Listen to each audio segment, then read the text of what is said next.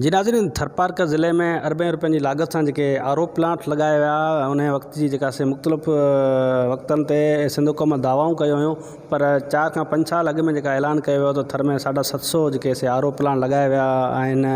पर हिन वक़्त ताईं आर ओ प्लांट जेके कागज़ी कार्रवाइयुनि ताईं ॼाणाया विया आहिनि त लॻा विया आहिनि, पर 300 खनि प्लांट लॻल आहिनि उहे बंदि पियल आहिनि ऐं ॿिया जेके 200 खां मथे प्लांट आहिनि उहे लॻा कोन आहिनि, उहे किथे ग़ाइबु थी विया आहिनि, केॾांहुं विया आहिनि का ख़बर न आहे। पाणी जी समूरी सूरत हाल ते असां ॻाल्हि कंदासीं। हिते जेका से मुख़्तलिफ़ शहर आहिनि जेके से कलोई आहे, चेलार आहे, मिठी इस्लाम कोट जा रहवासी जेके आहिनि समूरनि इन्हनि प्लांटनि जे हवाले सां जेके प्लांट बंदि आहिनि उहे रहवासी पाणी न मिलण जे करे छा चवंदा, अचो त हुन सां ॻाल्हि ॿोल कयूं। अॻु में मिलंदो असांखे जीअं ठहियो तीअं माना 3-4 महीना असांखे मिठो पाणी मिलंदो।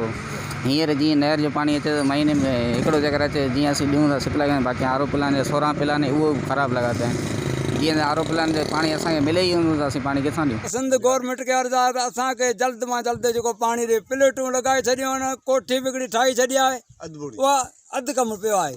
महिरबानी करे असांखे बोरिंग करे ऐं ॻोठ मां पाणी ॾे। सिटी डिप्ले में जेको आर ओ प्लांट आहे जेको 1 लख गैलन पाणी ॾिए थो, उहो काफ़ी अरसे खां 12 महीना थी विया आहिनि जेको उहो बंदि पियल आहे। जॾहिं त अॼु डिप्ले जो आवाम साॻी गॾे पखाल जेके गॾे ते पखालूं भरनि था उन ई ते पाणी घर घर पहुचाइनि था, या जेके गॾे गाॾी ते ड्रम उन ई ते पाणी पहुचाइनि था। बाक़ी सिंध गवर्नमेंट जेके बि आर ओ प्लांट आहिनि टोटल नाकारा आहिनि, या जेकर उन्हनि ते जेके ऑपरेटर आहिनि उन्हनि खे 8-9 महीननि खां पघार नथो मिले, जेके बुख हड़ताल कंदा रहनि था। हिन ईद वारे ॾींहंनि में बि उन्हनि खे पघार न मिली आहे, जंहिंजे करे आर ओ प्लांट अञा ताईं बंदि आहिनि। असांजो जेको आर ओ प्लान आहे सॼो ॾेरो ठहियो पियो आहे, असांजो को बोरिंग को थो थिए, को बात को थी थिए।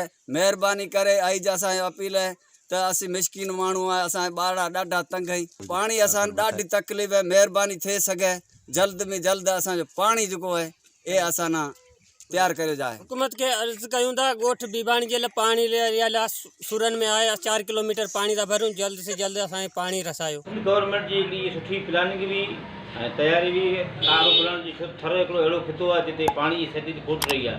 उन सिलसिले में जेका गवर्नमेंट सिंध को या जेका प्लानिंग कई आर ओ प्लांट जी, उहा प्लानिंग मुकमल तौर ते नाकाम वई आहे। उन जो सबबु इहो आहे जो हुते उनजी मेंटेनेंस सही न आहे, हुते ऑपरेटर सही न आहिनि ऐं उन्हनि ऑपरेटरनि खे ऐं ॿिया जेके हुते मुलाज़िम उन्हनि खे वक़्तु सर पघारूं न मिलण जे करे इहो सॼो निज़ाम धरम भरम आहे। असां वटि थरपारकर जे अंदरि जेको खूह वग़ैरह आहिनि उहो बि ख़तमु थी आहे आर ओ प्लानिंग जे तरीक़े सां।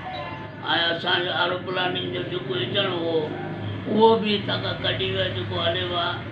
आर ओ प्लानिंग जे ख़ातिर जेको आहे पाणी बि पियो आहे, सिविल बि रहियो आहे, बहितर सुठो हो। तक़रीबन साल खनि थी विया। पघारूं मिलनि थो तव्हांखे? पघार कोन थी मिलनि। घणा महीना थिया? पघार तक़रीबन 7 महीने हले पियो, जंहिंमें हिकिड़ी पघार अॼु मिली आहे जो अॼु खणी आयो आहियां। शहर में पाणी खारो त पाणी असां वठिणो पवंदो टाउन वारा। न हीअ चवंदा बोरिंग मशीन आहे उहो को ख़राबु आहे? मशीन वाक़ई ख़राबु आहिनि। घणियूं मशीनूं आहिनि? मशीनूं 16 मशीनूं आहिनि। ख़राबु घणियूं आहिनि? तक़रीबन सभु ख़राबु आहिनि। चयो आहे कंहिंखे ठाहिण लाइ? त हू त कंपनी जो मसइलो आहे, असांजो त सुकोड़ी गार्ड आहे, हुनजो मसइलो आहे कंपनी जो आहे। ॿियो पब्लिक हेल्थ वारनि जो मसइलो आहे, जो पब्लिक हेल्थ वारनि ठीकु कयो आहे, तंहिंखां पोइ जेको असांजो रुली आयो असीं, छो त असांखे पघार टाइम ते मिलनि कोन थियूं। असांखे चयो त मानी जो बिल कोन मिले, मानी कोन मिले।